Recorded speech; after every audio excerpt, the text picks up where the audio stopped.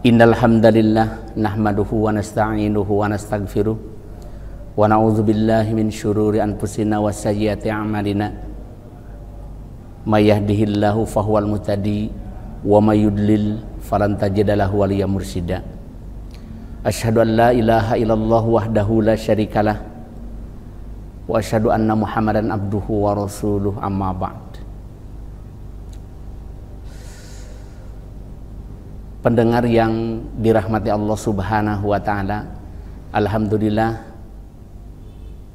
tidak terasa usia kita ditakdirkan Allah Subhanahu wa taala bertemu lagi dengan bulan yang Allah sucikan, yang Allah bersihkan, bulan yang Allah muliakan untuk segenap umat yang beriman, di mana bulan ini ada kewajiban ibadah yang sangat khusus bagi umat Islam.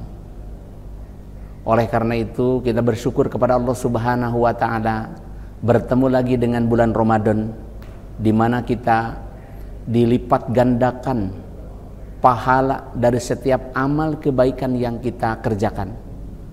Dan mudah-mudahan Ramadan ini menjadikan kafarah bagi kita dari segala khilaf dan dosa, serta Allah menjanjikan surga melalui pintu yang khusus, yaitu Babur Royan, pintu Ar-Royan.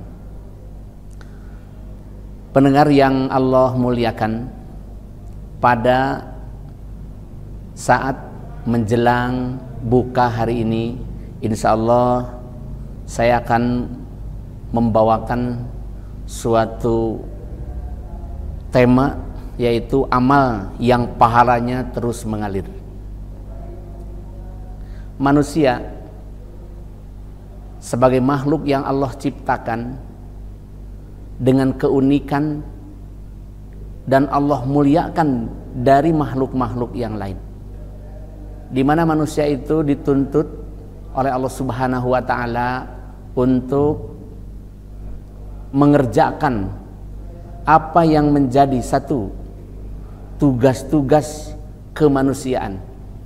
Artinya manusia hidup itu tidak bisa sendirian, melainkan berada di tengah-tengah komunitas sebagai makhluk sosial yang tentunya membutuhkan kepada yang lain.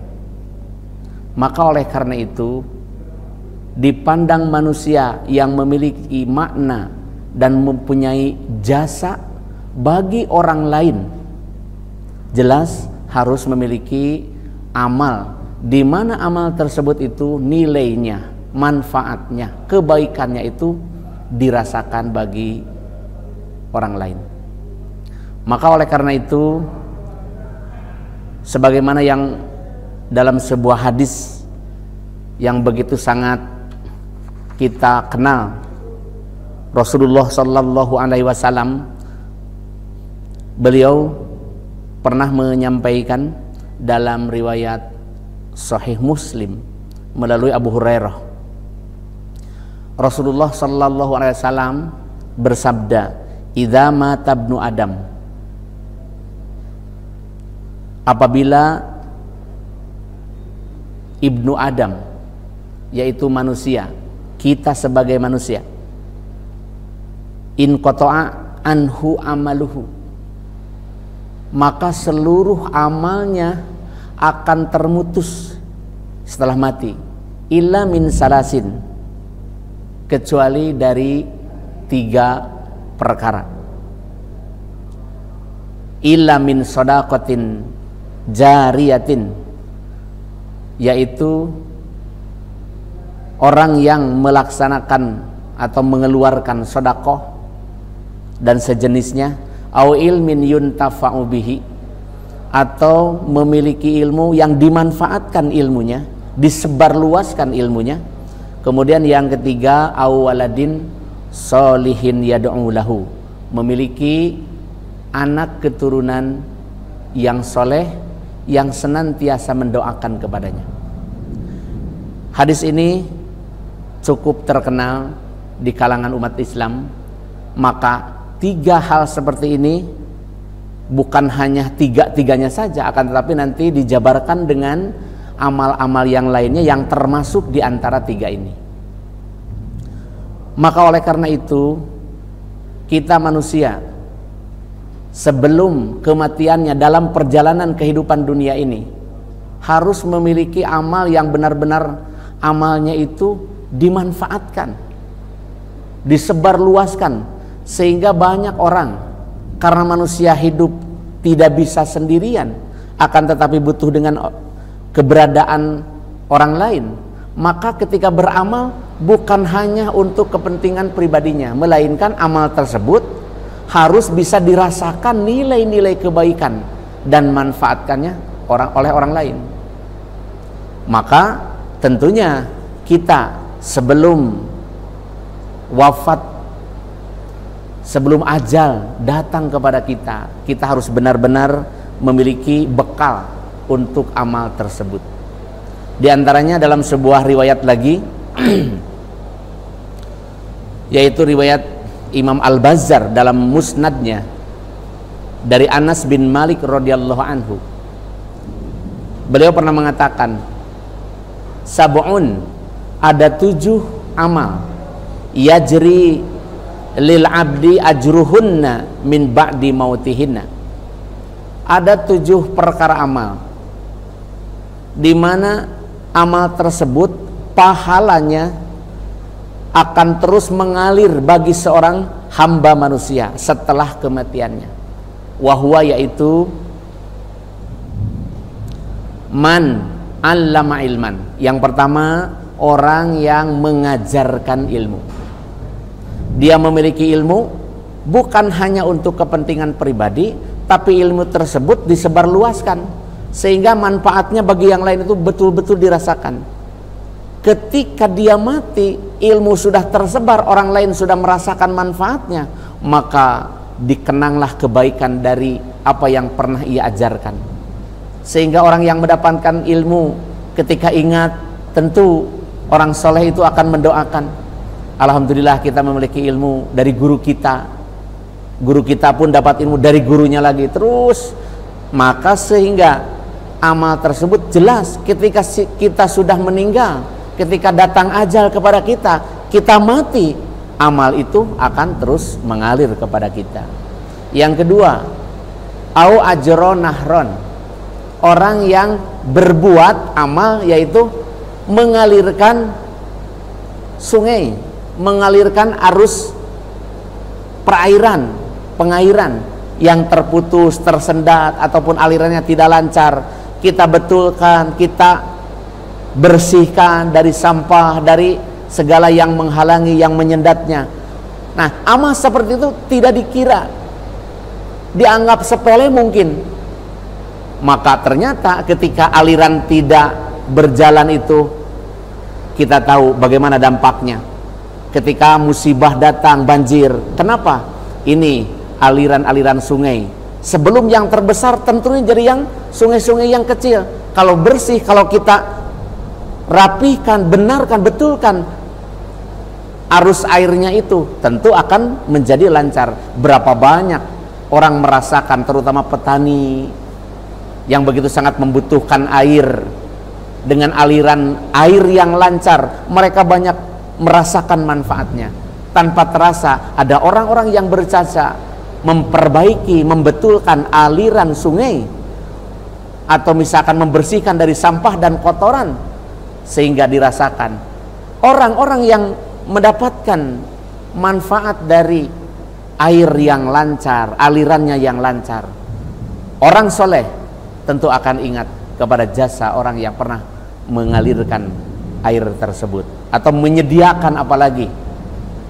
Kemudian yang ketiga, au hafaro bi'ron, atau menggali sumur, membuat sumur, baik sumur gali ataupun sumur bor, sehingga dari hasil air yang ia dapatkan juga diberikan kesempatan bagi orang lain mengambilnya. Tentu mereka merasakan manfaat, dan jelas ini adalah menjadi amal soleh, amal yang ketika kita mati pun banyak orang yang merasakan jasa tersebut, sehingga mungkin dia akan mendoakannya. Kemudian yang keempat, au ghorosa nahlan, atau menanam pohon kurma.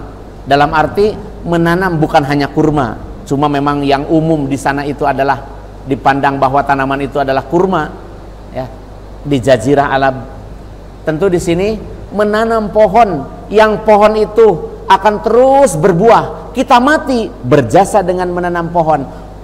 Pohon yang berbuah diambil manfaatnya oleh semua orang, merasakan bagaimana mereka dimudahkan untuk mengkonsumsi buah-buahan atau tanaman atau sayuran atau apapun.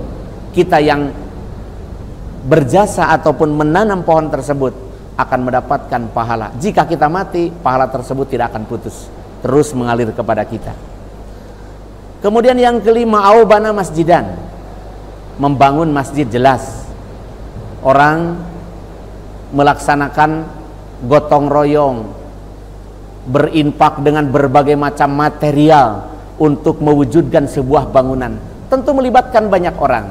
Dan di sini ketika orang-orang yang berjasa, apapun jasa mereka, terwujudlah sebuah bangunan masjid yang dirasakan untuk bisa melaksanakan sholat berjamaah, untuk tadarusan, untuk menyebarkan ilmu, berdakwah dan lain sebagainya.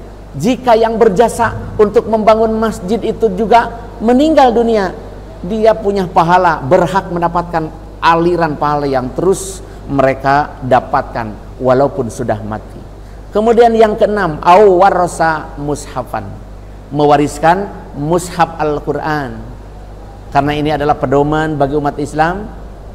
Siapa yang berjasa atau siapa yang memberikan, mewariskan atau mewakafkan Al-Quran, maka insya Allah dengan cara seperti itu dia mati. Banyak orang yang tadinya buta huruf, yang buta baca tulis Al-Quran, dia merasakan manfaatnya dari orang-orang yang mereka menjadi jalan untuk mendapatkan pemahaman terhadap Al-Quran, yaitu mereka merasakan dari jasa yang telah mewakafkan Al-Quran. Itu juga kalau kita mati, maka akan mendapatkan pahala yang terus mengalir. Dan yang terakhir, yang ketujuh, au taraka waladan, atau meninggalkan seorang anak, di mana anak tersebut itu yastaghfiru lahu ba'da mautihi, yang senantiasa mendoakan kepada orang tuanya. Orang tua di sini satu orang tua nasab. Kemudian yang kedua itu orang tua di sekolah, di madrasah, guru-guru itu juga orang tua.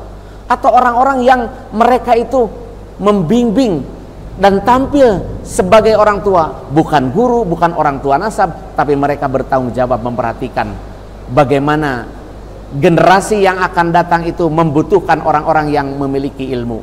Maka orang-orang seperti ini juga akan mendapatkan pahala yang terus mengalir kepadanya. Itu mungkin diantara amal-amal atau 7 amal yang dapat mengalir hingga kita mati pun amal tersebut tidak akan pernah terputus. Mudah-mudahan apa yang kita bisa, apa yang kita mampu untuk melakukan dan berlomba melakukan amal-amal tersebut, mudah-mudahan Allah memberikan kemudahan sehingga kita tidak hanya dari amal secara pribadi, tapi yang berkaitan dengan amal jama'i. Begitu sangat banyak orang-orang yang merasakan nilai-nilai manfaat tersebut, tentu pahalanya akan tetap mengalir untuk kita. Mudah-mudahan kita diberikan kekuatan oleh Allah Subhanahu wa Ta'ala hingga akhir hayat, tetap kita berjuang, kita beramal lillah, terutama amal yang dibarengi dengan keikhlasan. Demikian yang bisa saya sampaikan. Mudah-mudahan pemirsa, pendengar yang dirahmati oleh Allah Subhanahu wa Ta'ala mengambil bagian-bagian yang kita bisa mampu lakukan sehingga kita termasuk orang-orang yang benar-benar mendapatkan manfaat hingga akhirat. Allahu ya'khudhu bi'aidina ila ma fihi khairun lil islami wal muslimin. Rabbana atina fid dunya hasanah wa fil akhirati hasanah wa qina azabannar. Assalamualaikum warahmatullahi wabarakatuh.